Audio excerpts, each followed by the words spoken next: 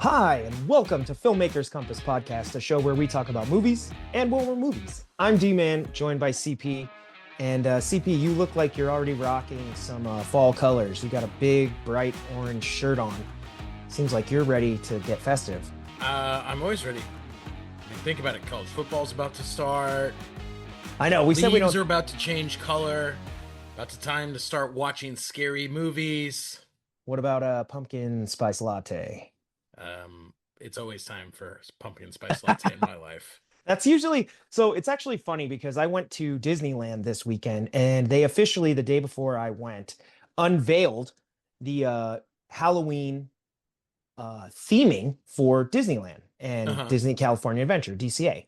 So Yeah. when we went there, Disneyland is already prepped for the fall season, right? Haunted Mansion's already been converted over to Nightmare Before Christmas. Hmm. They're already doing the whole thing. So, I mean, can we just say definitively, like, if Disney has already jumped on the holiday bandwagon, even though it's August, we all should? I just think that's weird that Disney makes the jump to fall before Labor Day. I would think that Labor Day would kind of be like that's the last holiday weekend. People are going to Disneyland before life starts to suck. School's going, everybody's going Yeah. back to school. It's back to school season, but also the summer blockbuster season usually ends at Labor Day weekend. So are we going based off Disney or are we going based off summer blockbuster I mean, season? this is a movie podcast. I think we got to go off of the blockbuster schedule. Well, then everybody will be happy to know that I do not have any decorations up. I do have a Halloween shirt that I'll bust out as soon as we flip that switch, but not yet. All We're right, still, sorry. I'm a little early. I was just excited, you know. What am I supposed to I say? I blame your festive spirit. Wow. Just always ask yourself, CP, what would James Gunn do? Thank And you. then do that. Now I'm gonna go jump off a bridge. Side note, Disneyland was amazing. And I know I've said this before on this podcast, but I did Star Wars Rise of the Resistance, and that ride is absolutely Dude, incredible. that's awesome. I've actually never been to Disneyland. Wow. That's pretty nuts. I'm surprised like you didn't have like a grad night there or some other No, like no. Maybe someday I will finally go. if you want, we could schedule it where we could go together because Oh, that that would would be be a lot of fun. fun. Yeah. We'll take pictures and post it to our story for the podcast listeners. If you want, we could do it for the podcast. This is research. All right, that's We're gonna I go ride the movies. We're gonna hit Disney and Universal in Los Angeles. That could be fun, that actually would be awesome. right? That could make for a really good day. We'll do it. I'll take a day off work, and what we'll do is we'll just go. We'll live stream while we're there, like all those people online, and Yes. we'll just go around and ride the movies. That'd be pretty epic. That sounds like a lot. So, just for our listening audience, we just made this up right now. So, apparently, we're going to go on a little theme park tour of Southern Pre-production on California. air. Yeah.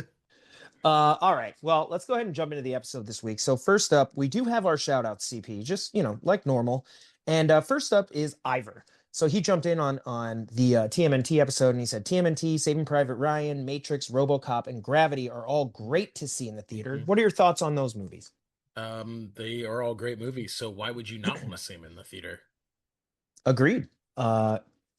I'm glad that Ivor agrees with us because when I say us, that means he agrees with me, and everybody's been agreeing with you lately, CP. Wow. So No, no, no, no. About half the movies on that list were my movies. So, don't you dare take all the Ivor credit.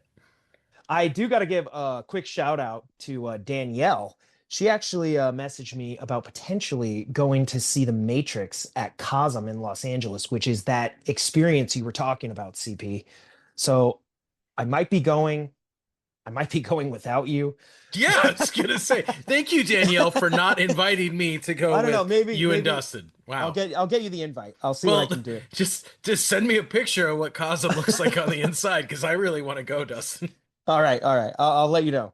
Uh, and then Ivor continues. I liked all those movies for all the reasons you guys stated. I would love to spend half a day in the movie seeing all the LOTR extended cuts. I mean, 100%. If That's that also ever not actually, half a day. That's like a whole day. yeah, I mean, if that ever does come to pass, I will love to go too.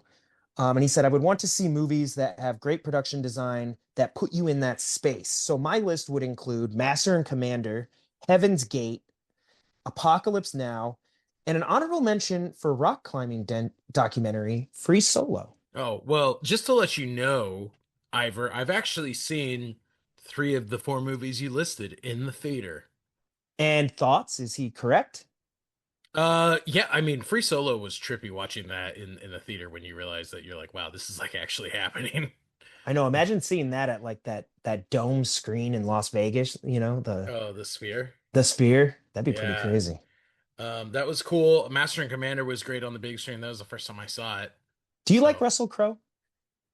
yeah, who doesn't like Russell Crowe? I'm just kidding. I thought you Maybe that loved guy who Russell got the Crowe. phone thrown at him doesn't like him, but I think everybody else does. Do you love him as Zeus in Love and Thunder? Wow.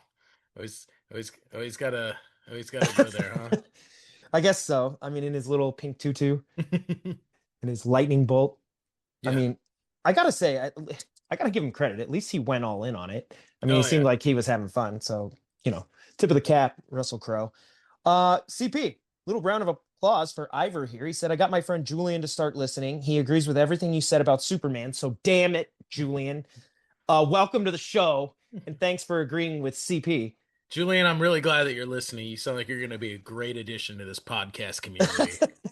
No, Julian, welcome to the podcast. I'm glad you're here. Ivor, thank you for essentially making a referral. I'm in marketing, so I appreciate that greatly. No, but love a little bit of good word of mouth. Julian, we're glad you're here. Be sure to either forward comments through Ivor if that's how you're comfortable doing it, or be sure to follow the show at filmmakerscompass.com or at filmcomp podcast on Instagram. So keep those conversations going. But welcome to the show. Now, before we move on for Ivor, CP, I do also want to say I'm very excited because we're actually going to be watching a movie with Ivor. And that should be a lot of fun, which we'll talk more about that probably after it happens. But Ivor, I am very much looking forward to movie night. Agreed. So next up on our shout outs list is Zarina, and she's speaking on Weapons, or rather CP's video review of Weapons. And she said, okay, I might watch it now. And then after CP responded, she probably went and saw it and said, I was scared. Yeah. So I don't know if she was talking about the trailer and she was not going to go because she was afraid of the trailer, or if she actually saw your review and went. Kind of hope that Well, I happened. mean, that's I'm sure what happened because everyone takes my reviews very seriously. They do, because next up on our shoutouts list is Darren, who said on CP's weapons review, bro, it's so good in all caps. Yep. So I hope I conveyed that properly. And then next up, none other than Drucker himself, who said, I so appreciate listening to you guys about movies I want to see. Haven't seen it yet, which he's referring to, I believe, Fantastic Four at that time. Mhm. Um, Oh yes. Haven't seen it yet. Think my one holdup besides free time is Pedro Pascal. I love the dude, but he doesn't give off hero, smartest man in the world vibes. So I'm glad at least CP agrees with me there. What is happening? Drucker, I'm with you, man. I got you. Only Ivor like slash half maybe agreed with me, but I think most of his list was yours anyway. I know. I know. What can I say? So he said, Mike, check it out in the next few weeks. So I do want to comment. I actually did speak with my sister-in-law Natalie, who saw Fantastic Four and loved it, and she also loved Pedro Pascal in that role. So Drucker, Mm. hopefully that assuages some of your concerns. I don't know if you've seen it yet, but if you haven't, Pedro Pascal was amazing. So, and CP can think what he wants. We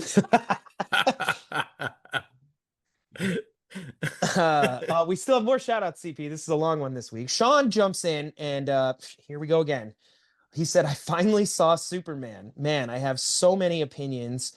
I don't think the bad stuff is enough to say the movie was bad overall, but there were definitely some pretty hard to get past things. For me, the negatives, and here he agrees with CP.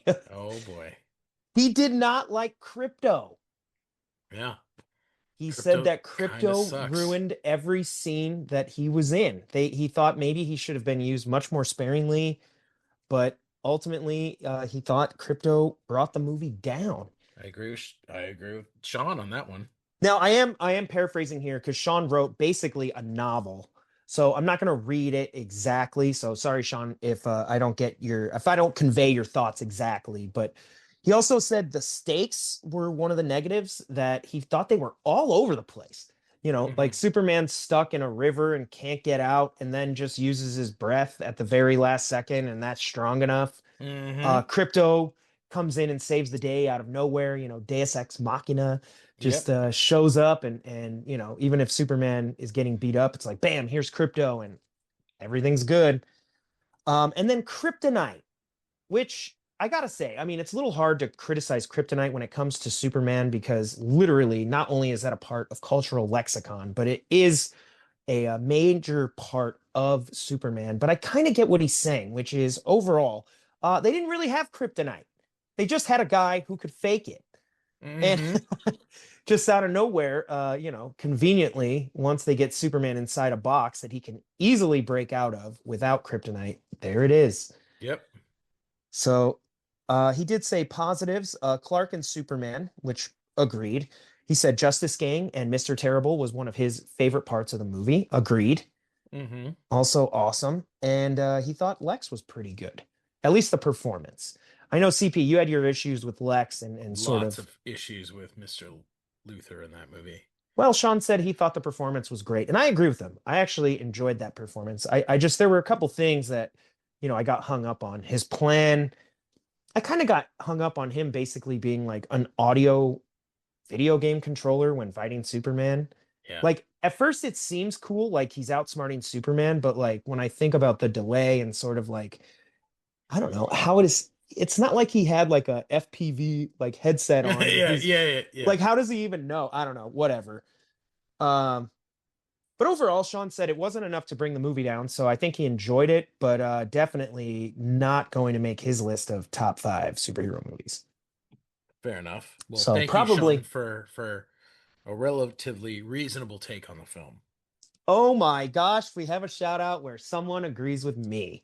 Okay, your And wife doesn't count. it's my wife, Steph, who loved my photo of my Ninja Turtles shirt. So, babe, thank you so much. I feel much better now. And we're going to round out the shout outs with a big happy birthday shout out to Chris, Dom, and Devin. So, happy birthday to all of you. Happy birthday to all of you. All right. Well, CP, you know what time it isn't. Uh, we are not doing a box office breakdown this week because we are doing a box office exploration. Yep. It's actually one of our topics this That's week. true. That's true. So we are going to forego the actual box office results for an entire discussion on the summer 2025 box office. All righty. Oh So are boy. you ready for Oh, this? I'm so ready. You know I love talking box office and numbers. All right. Well, first of all, I wanted to say that overall, the box office had a pretty poor showing this weekend, which was a little bit unfortunate given that there are some amazing things happening at the box office.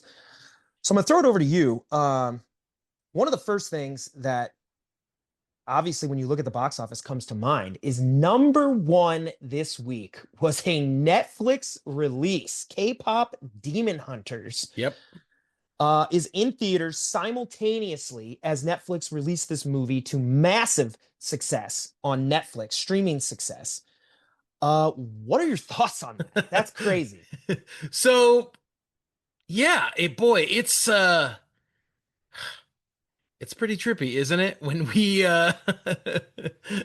when we look at K-pop Demon Hunters, it made $18 million in the one weekend that it was in the box office. Uh, Which, Kind of nuts. yeah, yeah, and I think part of it is because when we really dive into it, we need to look at the backstory of the film. Okay, Two major factors. First of all, let's this hear it. is a Netflix film, and Yes, it's already on Netflix. which So is, you can go home and watch it, but everyone would go and rather spend the money watching it on the big screen. I do want to at least acknowledge that. Okay, so the songs, this is a K-pop Demon Hunters, so K-pop, right? It's supposedly like K-pop stars, they're singing, they're on stage.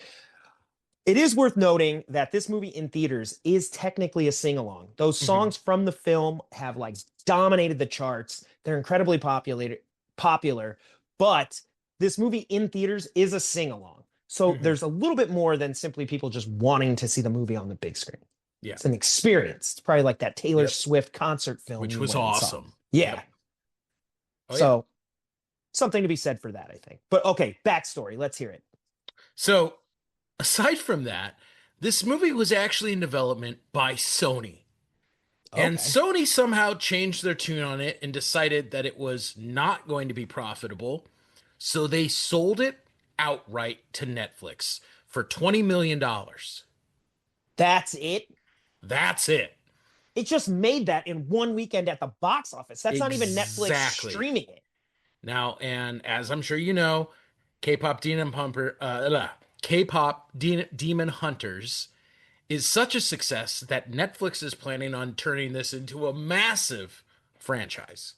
I just pulled up the link you had sent me on it, and it does, yes, it looks like Sony did not believe in the success of this movie. So they basically thought 20 million, cut it and run. That's nuts. I can't believe that. They basically had, I don't think, okay, let's talk about that for a sec. Because when you really think about it, maybe Sony was actually onto something. Because now that I'm running this through my head, part of the reason this movie is so successful is because it's streaming.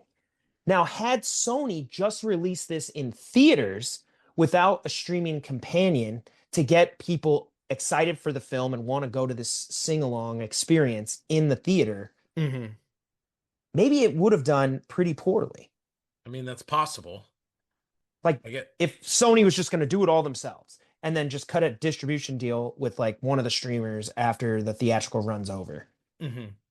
My guess is they might have been right. I mean, maybe. We don't really know a lot on the backstory. Obviously, it's working out for Netflix. There's sequels planned. There's a live action version planned. So, Oh you my know, God. looks like this thing's gonna end up making a lot of money for Netflix. Well, it's a huge win considering that Netflix almost never releases films theatrically. It's kind of their thing. They Yeah, it's don't do it except, I think the exceptions are for movies that they want in the award season because the yep, only way to qualify for awards is to have a theatrical run. yep, But other than that, they almost never do it to the extent that news coming out of Hollywood last week, we didn't talk about it, but last week is that the Duffer Brothers, who created Stranger Things, which is one of Netflix's biggest hits of all time, yeah. decided to jump ship to Paramount because Netflix would not guarantee theatrical releases for any movies that the Duffer Brothers were working on for Netflix. Of which Paramount, of course, was like, hell yeah, we'll guarantee a theatrical run. Come on over. Now, They sign a massive deal, and correct me. Netflix, they like swapped. Yeah, correct me if I'm wrong, but the CEO of Netflix has gone on record saying he does not believe in movie theaters, right? I mean, I'm Cor- paraphrasing, but that's pretty much what he said. correct. I again, I don't have the exact quote in front of me, but he essentially said something along the lines that he doesn't believe the future of movies is in theaters. Not that theaters don't have a place, but that he, I mean, strongly believes in streaming, right? Yeah. Netflix CEO. So he was like, I don't think all movies are, it's just it's going to be this thing where you have to go to the theater. Hmm. And they're standing by that because they let the Duffers walk. Which is insane. I mean, so that's the first interesting thing about this weekend's box office. Yeah, and well, just to round it out, it does say here in that article that Netflix reportedly is treating K-pop Demon Hunters like Disney treats Frozen. So they're apparently thinking they're going to make $1 billion on this thing. Like a Jeez. lot. Wow, that's crazy. But you think, do they have streaming numbers both from the movie itself and the music? I think they said at one point on Spotify, like four of the top five songs were from K-pop Demon Hunters. It's already the most streamed successful movie Netflix has ever had. And Just I'm like, wild. Just wild. I'm gonna see if Steph wants to watch it. We'll have a sing along. Go for it. Let me know what you think. Well, you're not wrong because when looking at the box office, going to numbers 2 and 3, we have Weapons and Freakier Friday. And even though they aren't lifting the summer box office overall, and particularly this weekend, these movies are crushing it at the box office for what they are. Yeah, I mean, Weapons has now made upwards of $200 million, and Crazy. Freakier Friday has made upwards of $115 million, which again, I mean, these movies are being made for under $50 million. So they're a solid pay. I mean, we can pull them up and look up exactly what the production costs were right now if you give me a sec. Yeah, I mean, to me, it's like mind blowing because on one hand, I'm seeing reports that, like, right, this weekend was disappointing. And this weekend is basically all but solidifying that the summer box office this year won't reach $4 billion dollars or whatever, or the box office overall won't reach $4 billion dollars. And yet it's like they're performing really, really well. Well, so I just checked. So the budget on Weapons was 38 Oh million, my God, dude. They're and the making, yeah, and the budget on Freakier Friday was 42 million. So both of these movies have made their money back. They've made their marketing expenses back, and they've made a profit. I mean, that's a pretty good payday. Granted, it's not gonna, neither of them will gross $1 billion, but with the word of mouth that they've gotten and the consistent success in the box office, we know that they're going to be sticking around for a few more weeks. yeah. And you also have to look then at both Marvel and DC, which, when you look sort of at the future of like theatrical films and rather blockbuster franchises, when you look at we'll just look at this summer, but like Fantastic Four and Superman, they're probably the highest grossing movies of the summer. But both of them, both I would say probably did modest performance. Mm-hmm. Mm-hmm. They did fine. Probably made back their budgets. They're going to make Yep. their studios some money, but they weren't smashing successes, right? They weren't Yep. Barbenheimer in terms of box office returns. And so you have to wonder a little bit what this will do to some of the production budgets going forward. Mm-hmm. If Marvel, every time they drop a July summer comic book movie and it isn't Deadpool and Wolverine making 1 point something billion dollars, can they really afford like $300 to $400 production budgets plus Yeah. marketing? It's a Yeah. lot of money Yep.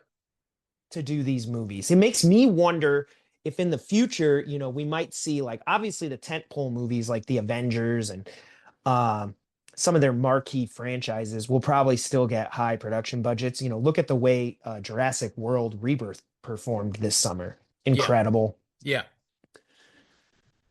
But I wonder if like some of the individual or like second tier Marvel movies, we might start seeing smaller budgets. I think you're probably right about that, Yeah, and I don't know. One of the things that is interesting is we talked about this last week that Marvel has released three superhero movies this year: Captain America, Brave New World, um, Thunderbolts, or the New Avengers, and now Fantastic Four finals or first steps. Sorry, Mm-hmm. and they all performed okay. Mm-hmm. But it's weird to me because if you go back a year, Deadpool and Wolverine made so much money, and it's this cameo nostalgia fest that everybody says they hate. But apparently, that's what, But again, it's everybody like, went to go see it. yeah, but everybody went to go see it and it made like an insane amount of money. So you have to wonder, like, what Disney and Marvel are taking away from this in terms of box office results. And really, is it these sort of team up, cameo fest, nostalgia driven movies that are going to move that needle at the box office, even though that's not necessarily what people say they want. Yeah. So, and Uh, then you have Superman over here, which I think achieved probably everything that DC set out to do with it, other than just have a absolutely smashing success at the box office. yeah, I think that's true. I mean, it seems like the major successes, people were hyped and people went to see a DC movie.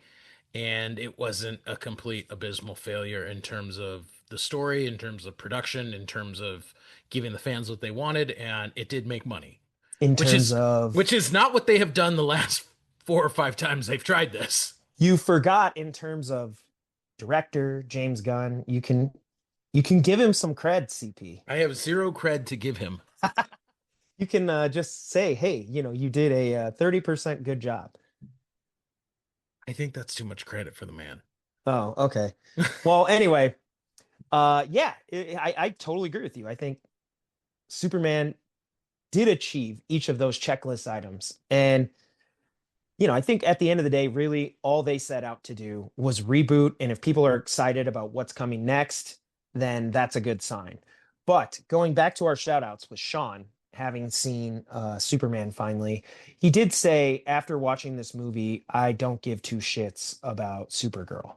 So that's kind of a That's bad sign. problematic, yeah. I'm actually more excited for Supergirl. I don't think her appearance in Superman was all that great. I mean, I understand the comic that they're pulling from. She's kind of a mess. She basically saw her entire race wiped out and she's self-medicating. But I am more excited after seeing Superman for Supergirl, which I probably wouldn't have cared all that much for prior to seeing it. So, Okay. All right. it worked for me. Fair But enough. That sounds good. CP, we are not done yet.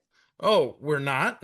No, because a movie we're going to talk about after this box office exploration is Niza 2 and the introduction of Chinese movies to American audiences. Ooh. You want to provide a little context for this movie?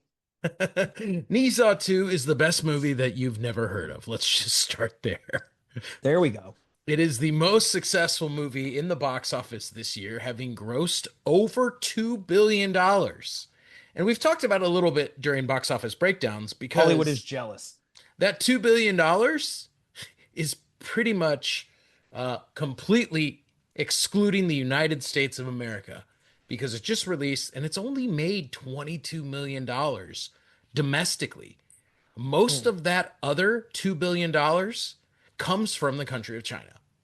That makes sense, dude. I mean, it's interesting because we don't really import a ton of movies, right? Most of what we get in our own theaters are, Hollywood films. There are some imported movies, foreign movies and all that, but it's, not a common thing. I think Americans, the American Hollywood is often the exporter, right? We send our culture abroad. Mm-hmm. Mm-hmm. Well, it's interesting because I think for a long time, movies that we were sending abroad were making Hollywood incredibly rich because they were doing so well over in markets like China. Well, I'm sure part of this is just politics at play, but China limits now what Hollywood releases, even, see a premiere there. So you have to wonder if that box office is slightly inflated because Hollywood wasn't able to actually, put a bunch of other showtimes on the Yeah, map. I know one of the penalties of the some of the economic tariffs put in place on China is China has restricted the amount of blockbuster films that they're showing domestically. So that's definitely, I think, a contributing factor. I think the other piece of this, though, is for one, Niza 2 is a traditional Chinese folklore story. Okay. So this is it's based on a Chinese novel, I think from like the 1400s, called The Investiture of the Gods, which is apparently like very influential in Chinese literature. Okay. And it is the sequel to the film Niza, which came out in 2019. Ooh, Oh, and pre-COVID. by the way, made $750 million dollars in the Chinese box office. Okay. So I mean, it definitely based on that background, it sounds like the movie obviously would connect more with Chinese audiences in the first place. So that makes more sense because my understanding looking at the box office here is that it has basically bombed at the American box office. And part of that might be that obviously American audiences aren't familiar with that, folklore story. So it's something that they don't connect to right out of the gate. Animation does amazing here. So I doubt the actual form of the film isn't limiting it in any way. But I would say honestly, you know, they didn't retitle it. Well, I think that's probably the big problem. Like Niza to like first of all, we can't even pronounce that. But second of all, like it's two. I don't know if Niza 1 was ever released here, but if I wasn't specifically looking for it, being curious as to how this movie made over, $2 billion in the box office, like I there's no way that would have been on my radar. Yeah, right. And it's interesting because we've talked about this before on the podcast, particularly with was it Kevin Costner's Horizon, Yes. where it didn't do well. The first part one didn't do well at the box office, and he's still going ahead and they're going to release part two. But you can safely assume that you're going to have a drop off from everybody that saw part one that is going to go see part two. Well, for everybody else that never even saw part one, you're probably going to be like, I mean, why am I going to go see part two if I never saw part one? Exactly. And then you're going to have that compounded effect of like, because the first one didn't do well, you're like, I don't know why you would think the second one would. And it's clearly like a part two, not like a standalone sequel, like maybe a Fast and the Furious movie would be, where Hmm. it's like, yes, there's callbacks, but generally, like, you could watch any Fast and the Furious movie and you don't really need to have seen the previous ones. Yeah. So in this case, yeah, it could be off putting because it's like, I never even saw the first one. And I don't know what the hell's going on at all. Yeah. So, I think that's a good point. Like that's already stacked against it in the box office. So Niza 2 was released by A24, who, they're got their killing it. start by pulling in movies from foreign markets and giving them a domestic release. And with it making as much money as it did in China and Asia, it makes sense that they brought it over. It has been redubbed in English. Oh, So, you would think that it would have performed better. I think part of it, though, is there has been, in my opinion, virtually no marketing campaign for the film whatsoever. yeah, that's true too. I mean, A24 in general isn't known for massive marketing campaigns. That's Hmm. not really how they've been successful. I don't know what it cost them to get the distribution rights to this movie. I mean, if A24 is doing it, it seems like my guess would be that they're not overbidding, that most of the studios or distribution partners over here in America weren't, hot on the idea of releasing this movie to American markets. Obviously, they were probably right, but if A24 could get it at a discount, it might be worth it to just take a gamble there and see. Hmm. Yeah, So I don't know. That's pretty interesting. And we're actually going to talk a little bit more about the movie because you had the chance to see it in the theater. I did. I went to check it out, and yeah, dude, it was pretty interesting, quite surprising in a lot of ways. Well, we'll get to that. I don't remember if that was on your list of movies to see in the theater. Maybe it was, but It was not. okay. Ivor didn't mention it, so I'm like. um, but before we move on from the box office, I mean, one of the things that I did want to talk about is the summer box office is down overall from basically like pre-COVID days, Yeah. right? And Yep. what's interesting about that is since COVID, only 1 year has the box office surpassed $4 billion. And as I mentioned earlier, that was Barbenheimer. So, Yes. which is crazy because if you think back to last year, it must have been pretty close because they had Deadpool and Wolverine and Inside Out too. So you would think they would have gotten close. And I mean, just because you're not setting records every year doesn't necessarily mean that the box office is failing, Hmm. right?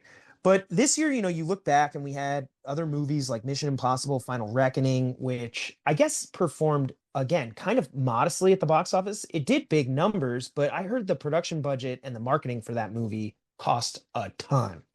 Yeah. So I Yeah. don't know if it's going to make money, even though it made like probably $400 million or something, Hmm.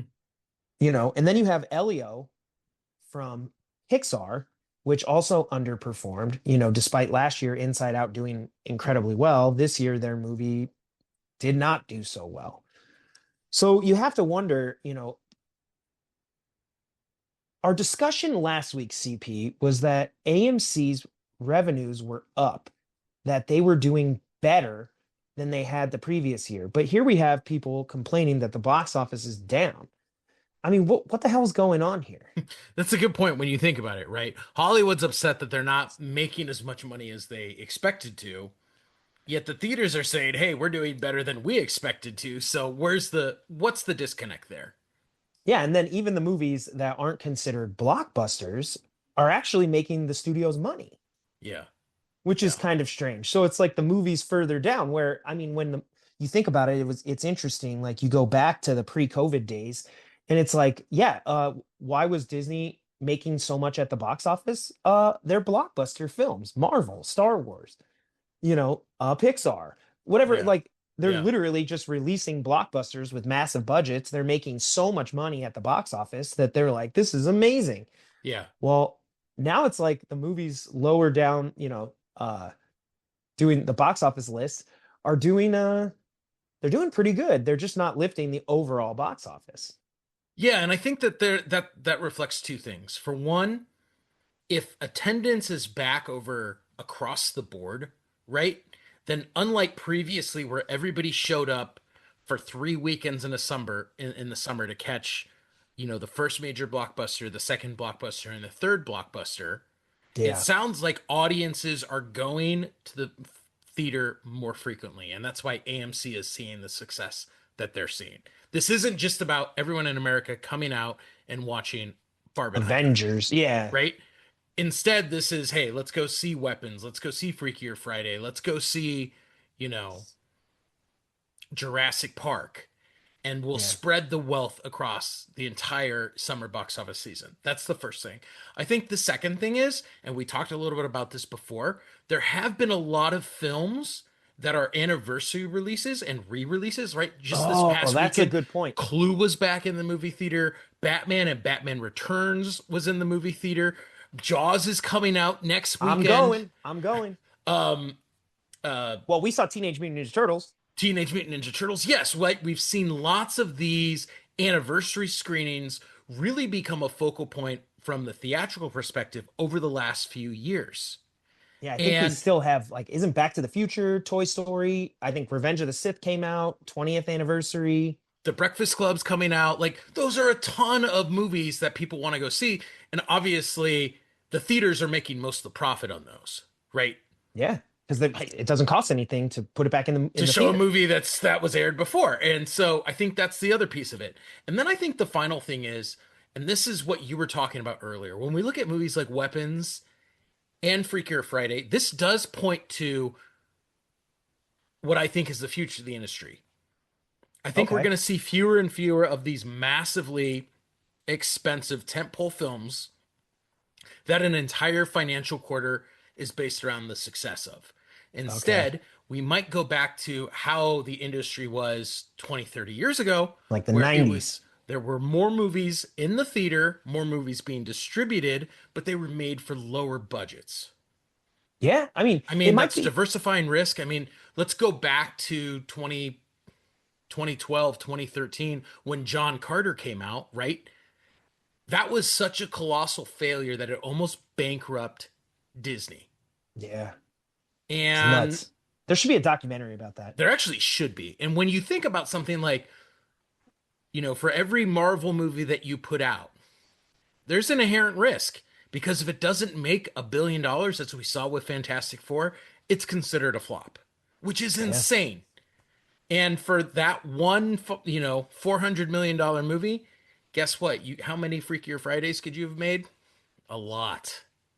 that's true. And CP, something else that I saw that was really interesting, kind of piggybacking on what you're talking about with like people sort of the foot traffic increasing week to week for, smaller budget movies is I saw this thing that one of the main drivers on dating apps is people listing that they're an AMC A-list member.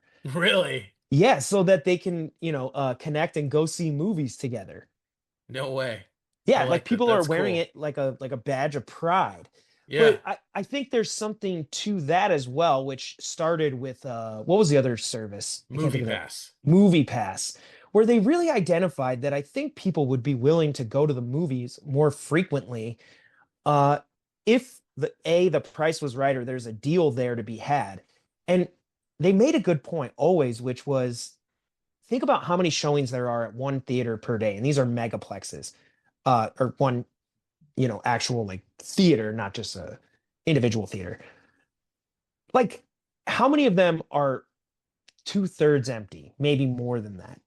I mean, now that you're an A-lister, how often do you go to the movies and you and Steph are the only people in the theater? I'm willing to bet it happens occasionally, right? Yeah, it still happens. But the point is, though, that we're willing to go to the movies much more frequently than we ever would have if we weren't A-list members.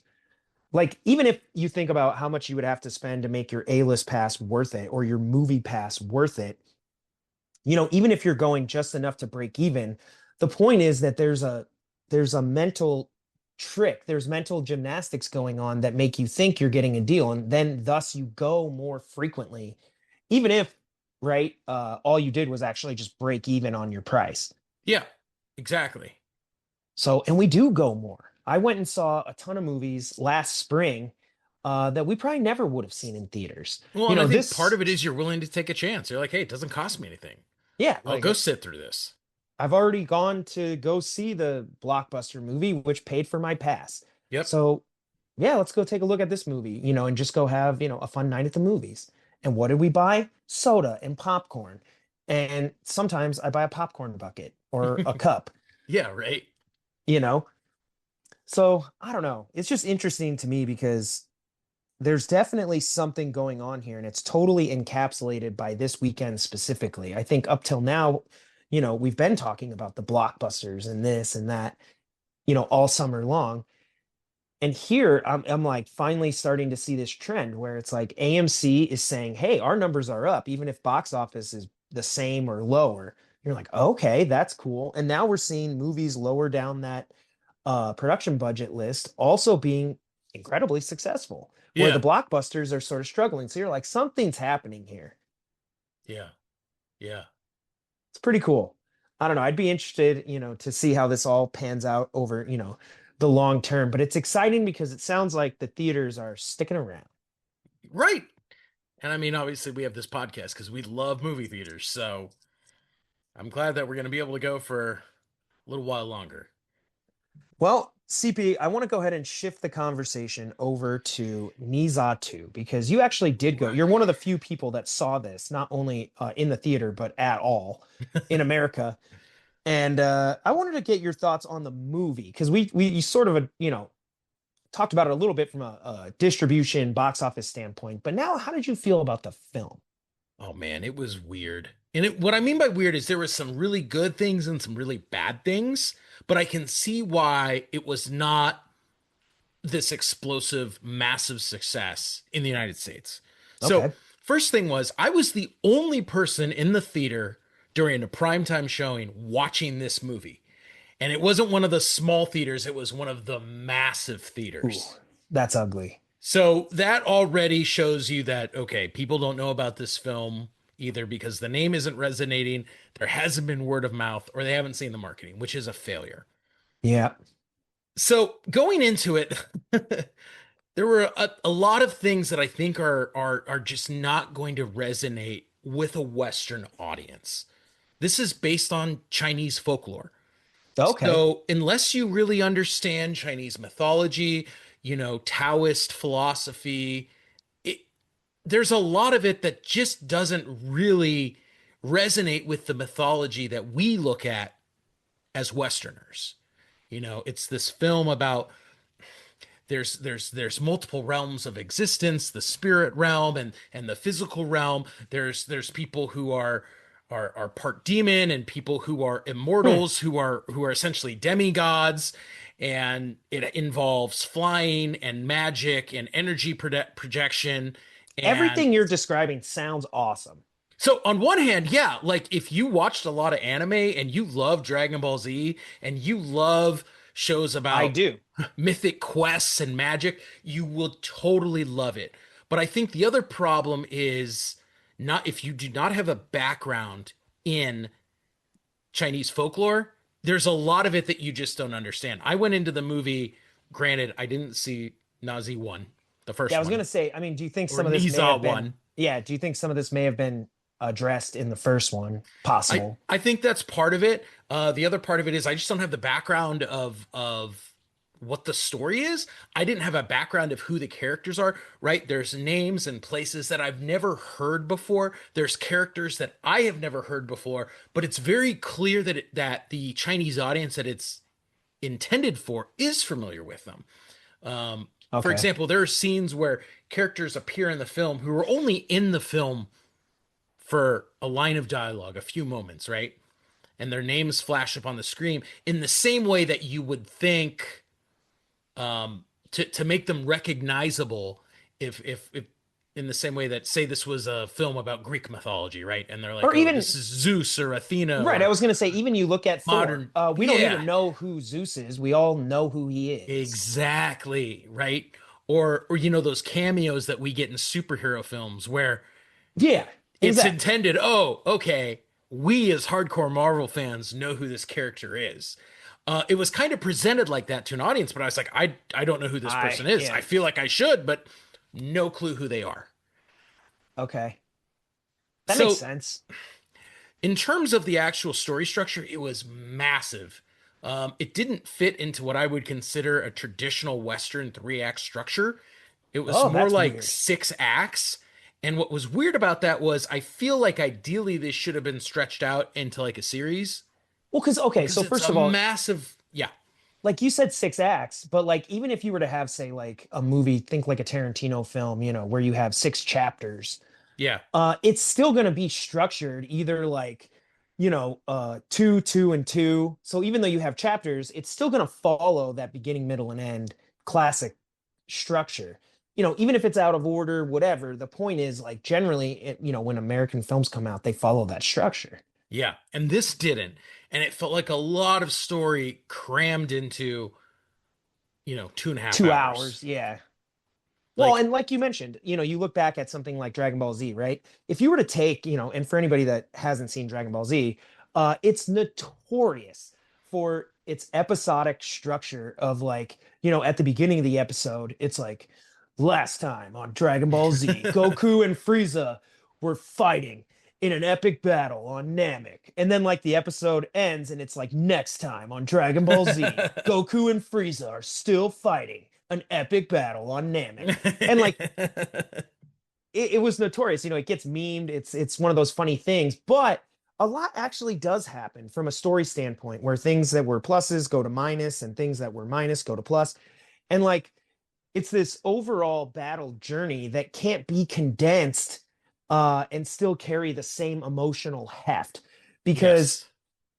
what needs to happen is you in especially in Dragon Ball Z is you're leveling up as you go and the characters are one-upping each other to the degree that eventually somebody has to best the other guy. Even Yeah. though, they've gotten on top of each other or somebody's in the lead, they haven't taken control. And then it usually all leads up to these sort of tentpole moments, these massive moments where something incredible happens. And it's this huge cathartic release for the audience who's been waiting week or day after day after day, getting, this next chapter, and it hasn't happened yet. Well, when it does, it feels so epic Yeah. because it's been dragged out to this degree that you're like, oh my God, here we go. Finally, this is so awesome. But if it just happened, if Goku just became a Super Saiyan, like he's just like, I'm pissed and just does it, Hmm. it would not have anywhere near the same impact that it Yeah. did, you know, after watching those two fight for, probably 15 episodes, which is Yeah. essentially like 7.5 hours. True. Very true. So I don't know. I totally agree with you. I think if you have a movie that condensed, or not even condensed, because it's never been a show. They didn't take something like Lord of the Rings and try to put it all into one movie. It seems like it's just dense. There's just a lot going on. Yeah. I think the other problem is aside from just condensing too much story into a short time frame, it's also a complicated story. And what I mean by that is watching this film for the first time, I felt like I needed a guidebook, right? Okay. And you look at things like Lord of the Rings is probably a good example, right? It's a massive, expansive world with tons of complicated characters and Yeah. histories and backstories. And the first time you try to digest it, it's a little overwhelming. Yeah. And obviously, Lord of the Rings had the advantage of being a beloved Western novel where, millions of people read the books before they got into the movie theater, and they could kind of act as guides for the people who hadn't. And I think a lot of people went to the movies and were like, this is insane. I have to read these novels now. And that's how it kind of perpetuated.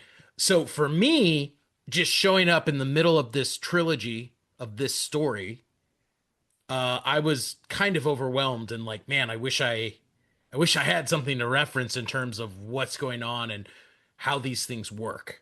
Yeah, or even like, you think old like a playbill where maybe it has like the actors' names, but it's kind of like who they're playing and who that character is a little bit, Yeah, would have helped yeah, up front to be like, okay, so like here's the, you kind of want to know, I guess, in a story, like who's Luke Skywalker, who's the main character, who's this guy, who's that guy. Um, And if it's too many characters or just too dense, as you described, then you kind of get lost. And I yeah. can imagine, like you said, take Lord of the Rings. And the studio's like, listen, we only have the budget to make one movie, so you need to condense all of Lord of the Rings into one film. I don't think it works right. I agree. I think it would have been a total failure because it's way too much story and you got to give these characters the time and the moments they need. I mean, when you really like this movie is when I think back on it, like there's like three or four distinct quests that the characters go on. And it's just a lot of road that we tread with them. And there's a lot of growth that we see come from these characters. And it's kind of, I definitely see that as one of the shortcomings of the film. Yeah. And I obviously it's a trilogy, so there's an irony there saying condensing all of Lord of the Rings, a trilogy into one movie. But at the same time, like, yeah, you got to give people moments. But on the flip side, and this is something I think we have to recognize, the movie made $2 billion. So, as it is being described by you, it's through the lens of an American viewer. Hmm. Apparently, Chinese audiences don't have this problem. Well, and I think that's the big thing. It's coming from a perspective where this is Chinese mythology, this is Chinese folklore, this is kind of the origins of in many ways Chinese cultural storytelling, right? Yeah. And there's elements in it that I think Chinese audiences are much more familiar with because when we look at other pieces of content that have infiltrated Western media with Chinese roots, like if the film Shang-Chi or the film Forbidden Kingdom, right? Yeah. Okay. Successful here, but very much in line with the mythology and folklore that we see in this film. Those films have established the same types of characters and rules and themes. Okay. Like, and for obviously almost probably nobody listening to this podcast right now has probably seen this other than you. I mean, what would you describe as like the central conflict? Lord of the Rings, return the ring to Mount Doom. Star Wars, you know, get the plans to Alderaan and destroy the Death Star. And then they happen to pick up the princess on the way. But like, what is the central conflict? Like, can it be boiled down to one sentence? Oh, yeah, let me think. Because I don't know. I mean, sometimes that helps, I think, when conveying, you know, a movie to somebody who has no idea what it's about, right? Like, because that's normally what happens is if I was like, CP, like, you got to go see this movie. It's incredible. You'd be like, well, what is it about? I'm like, it's a rescue mission, where these guys have to do this, or, there's this magical ring that gives this dark sorcerer, an ungodly amount of power to take over Middle Earth, and our heroes have to go drop it into some lava in a volcano. I guess if I have to make up the log line for the film, it's about two warriors, one from the dark and one from the light. These two teenage warriors who team up together to restore balance to the world. That's actually a dope log line. You're selling me on this movie. You're All like, if right. you like Dragon Ball Z, you're gonna like it. Here's this Well, log line I about happen to know you love magic, you love martial arts, you love flying around shooting energy I like blasts. anime. Yeah. Yeah, you love people who save the world. I don't know if you like dragons, but there's some dragons in the movie. Sounds good. There's I like dragons. multiple like realms and dimension hopping and Well, you sort of mentioned earlier a little bit about some element of this, but I wanted to hit on it again and get your more in-depth thoughts. I mean, as an animation film, how would you describe the visuals compared to like a Pixar or DreamWorks or even a traditional hand-drawn anime or Disney film? I mean, did it look stunning? From what I've seen from it, it does, but so parts of it do. Parts of it look really good and actually incredible, and some of the action sequences and fight sequences are epic. But at the same time, there's weird qualities to it. Like one of them is the fact that the mouths don't always match the oh, English AI will as fix that. as you would think that they would. Another issue that I saw was there is a lot of diversity within the visual look of the film, and this is probably coming from like an anime influence in the sense that there are some super chiseled heroes, Yeah, right? And then there's other ones who are have giant heads totally out of and look like proportion. cartoon characters, and Yeah. it's kind of a weird stylistic mix. It doesn't feel consistent. And again, a lot of that is, this is the type of film that could only work in animation.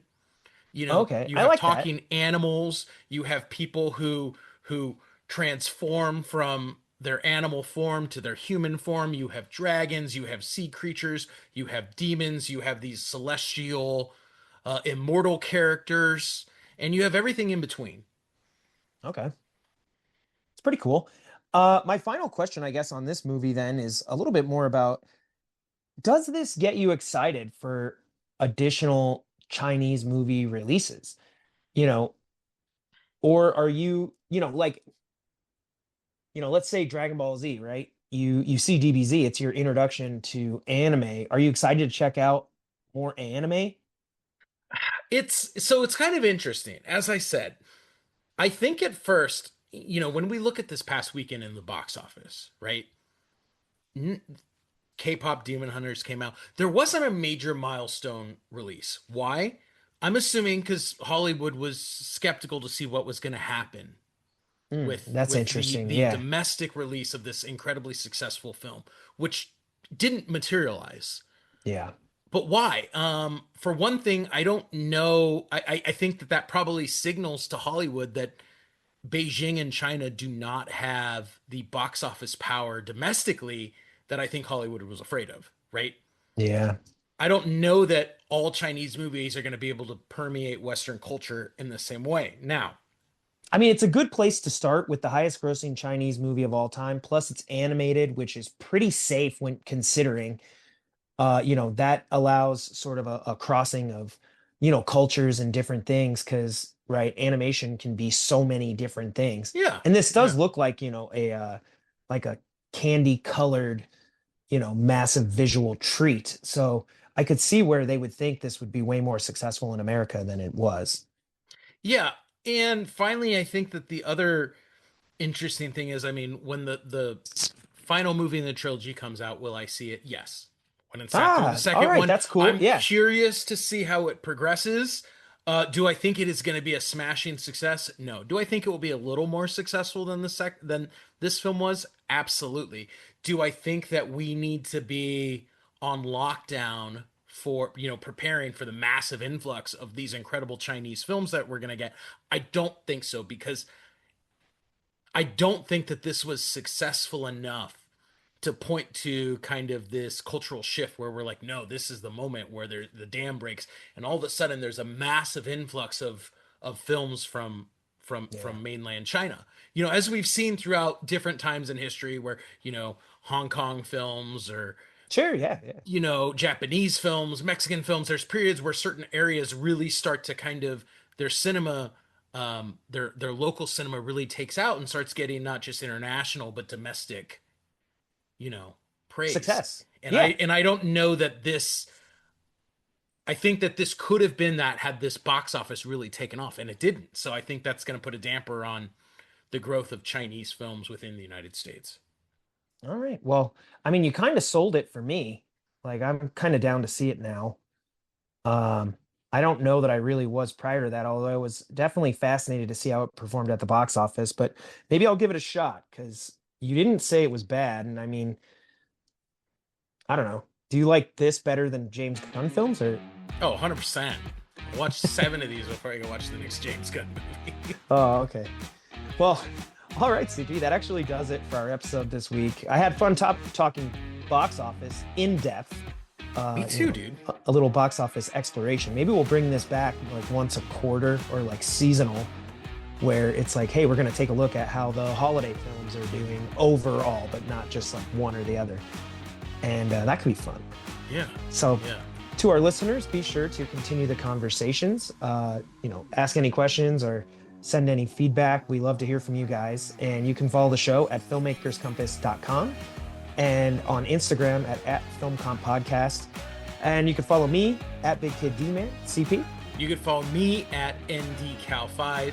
Thank you for hanging out and talking movies with us. We will see you back here next week. Until then, keep watching movies.